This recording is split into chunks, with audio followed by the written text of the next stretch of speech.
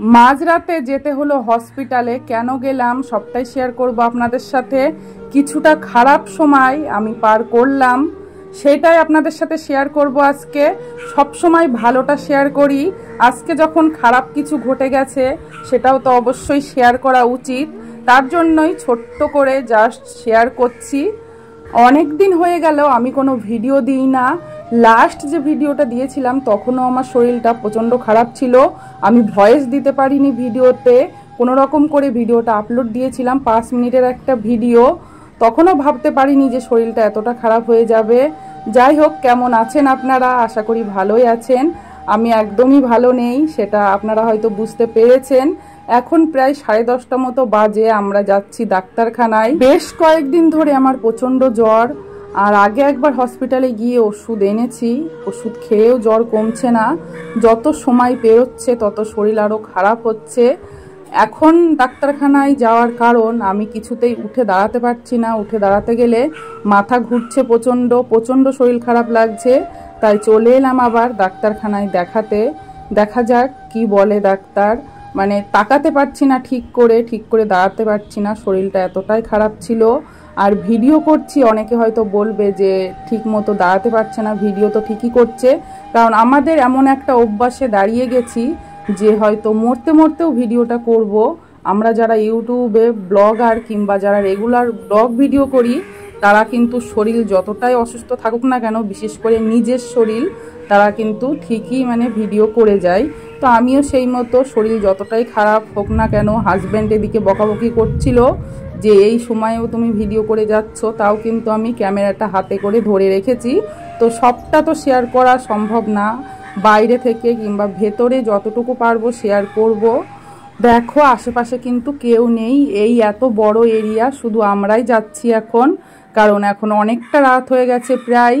আজকে তো ডাক্তার দেখানোর কোনো প্ল্যানই ছিল না আমাদের, কিন্তু শরীরটা এতটাই খারাপ হয়ে যায় হুট করে, প্রচণ্ডই খারাপ হয়ে যায়। আমাকে দেখলে তোমরা বুঝতে পারবে। দেখো আমি কিন্তু শুয়েছিলাম ঠিক মতো, মাথাটাও আছড়াইনি, যেরকম শুয়েছিলাম শুধু জামাটা পরে ওপরের চলে এসেছি।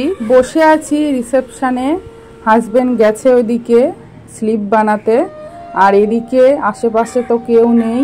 আর এখানে চলছে এই হসপিটালেরই সব কিছু আর কি দেখাচ্ছে।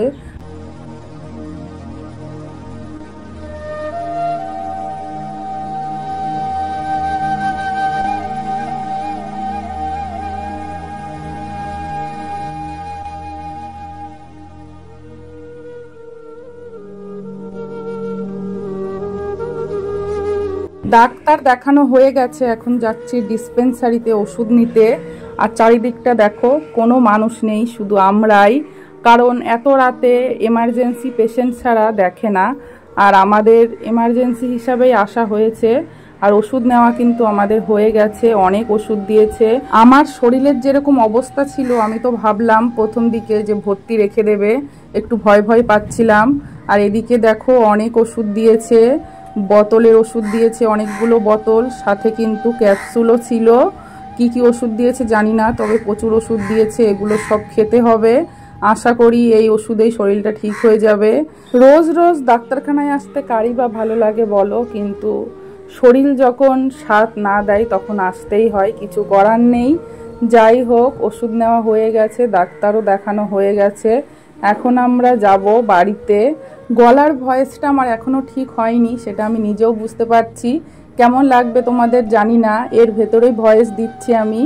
জ্বর হয়েছিল, সেখান থেকে ঠিক হতে তো একটু সময় লাগবে, ঠিক হয়ে যাবে কিছুদিনের ভেতরে। কিন্তু এবার যে জ্বরটা আমার হয়েছিল সত্যিই খুবই খারাপ জ্বর। আমি ঠিক মতো উঠেই দাঁড়াতে পারছিলাম না, ঠিক মতো তাকাতেই পারছিলাম না। এমনকি প্রচণ্ড কষ্ট পেয়েছি। এরকম জ্বর আমার কোনোবার হয় না। প্রতি বছর জ্বর একবার করে হয়, কিন্তু এরকম জ্বর কোনোবার হয় না। খুবই কষ্ট পেলাম। আর 2-3 দিন তো প্রচণ্ডই খারাপ ছিলাম। আর মুখের কথা কি বলবো, এতটা তেতো লাগছিল, নিম পাতার থেকেও বেশি তেতো হয়ে গেছিল আমার মুখটা। যাই হোক, এখানে এই হসপিটালে একটা খুব সুন্দর পার্ক আছে। এই সাইডে একটা পার্ক আছে, ওই সাইডে পুরো গ্রিন একটা পার্ক আছে, সেটা আগের ভিডিওতে হয়তো দেখিয়েছিলাম। আর এখানে যে পার্কটা আছে দেখো, কেউ নেই, এখন অনেক রাত হয়ে গেছে। দিনের বেলা আসলে এখানে অনেক লোকজন, পেশেন্ট যারা ভর্তি থাকে আর কি, অ্যাডমিট থাকে, তারা এখানে বসে খাওয়া দাওয়া করে। মানে হসপিটালে টাইম তো কাটে না, এইসব জায়গায় এসে টাইম কাটায় তারা। হসপিটালটা কিন্তু অনেক সুন্দর, দেখো চারিদিকটা পরিষ্কার পরিচ্ছন্ন, একদম টিপটপ সাজানো গোছানো। বাবুর কয়েকদিন আগে প্রচণ্ড শরীর খারাপ হয়েছিল, বেশ কয়েক মাস হয়ে গেছে। বাবুকে নিয়ে ভর্তি ছিলাম। এখানকার ফেসিলিটিও অনেক ভালো, আমার তো খুবই ভালো লাগে। ভালো লাগলেও আমি এখানে আসতে চাই না, কারণ হসপিটালে তো আর মানুষ এমনি এমনি আসে না। আর আমার অবস্থা দেখো, আমি আয়নার সামনে দাঁড়িয়ে নিজেকে দেখছিলাম যে এই 2-3 দিনের জ্বরে, মানে জ্বরটা এতটাই খারাপ ছিল, মানে আমার বডি বলো, মানে একদম শুকিয়ে গেছে আমার মুখ, বডি। এরকম যদি মাঝে মধ্যে 1-2 বার জ্বর আসে তাহলে আর মনে হয় না ডায়েট করতে হবে কাউকে, মানে এমনি বডি শুকিয়ে যাচ্ছে, তাহলে ডায়েট করার আর কি দরকার বলো।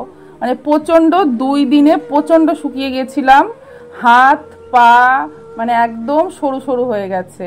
হাজব্যান্ড গেছিল গাড়ি আনতে, ততটুকু সময় পার্কে একটু হাঁটাহাঁটি করে নিলাম, তারপরে চলে এসেছি গাড়িতে তেল ভরতে। গাড়ি নিয়ে ঘুরলেই তো হবে না, গাড়িকে খেতেও দিতে হবে।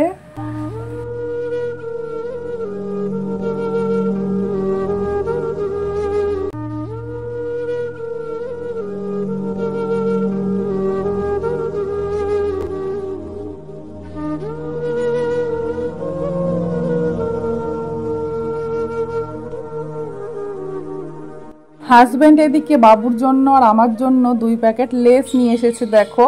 এদিকে আমার লেসটা কিন্তু আমি এখনো খুলিনি, রেখেই দিয়েছি, কারণ আমার তো মুখের অবস্থা প্রচণ্ড খারাপ, কোনো রুচি নেই, মানে কিছু খেতেই পারছি না, তাই আমারটা আর খুলিনি। বাবুর ওখান থেকে আমি একটা টেস্ট করে দেখলাম, মানে কোনো কিছুই বুঝতে পারছি না যে কি খাচ্ছি, শুধু একটাই টেস্ট আসছে তেতো।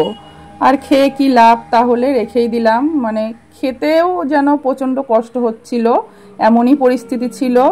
যাই হোক, এবার আমরা বাড়ির দিকে রওনা দিয়েছি, বাড়িতে চলে যাব। চলে গিয়ে রাতে কি খাওয়া দাওয়া করি সেটা তোমাদের সাথে শেয়ার করব। আমার খাবার একদম বন্ধ বলাই চলে, আর বাবুকে কোনো রকমে আমি একটু খাবার করে খাওয়াচ্ছি, কারণ বাচ্চাকে তো খাওয়াতেই হবে, কিচ্ছু করার নেই। আর রাতের বেলাটা ওর বাবা বাইরে থেকে খাবার কিনে নিয়ে আসছে, এইভাবেই আমাদের দিন চলছে, কারণ কিচ্ছু করার নেই, আমি একদমই পারছি না।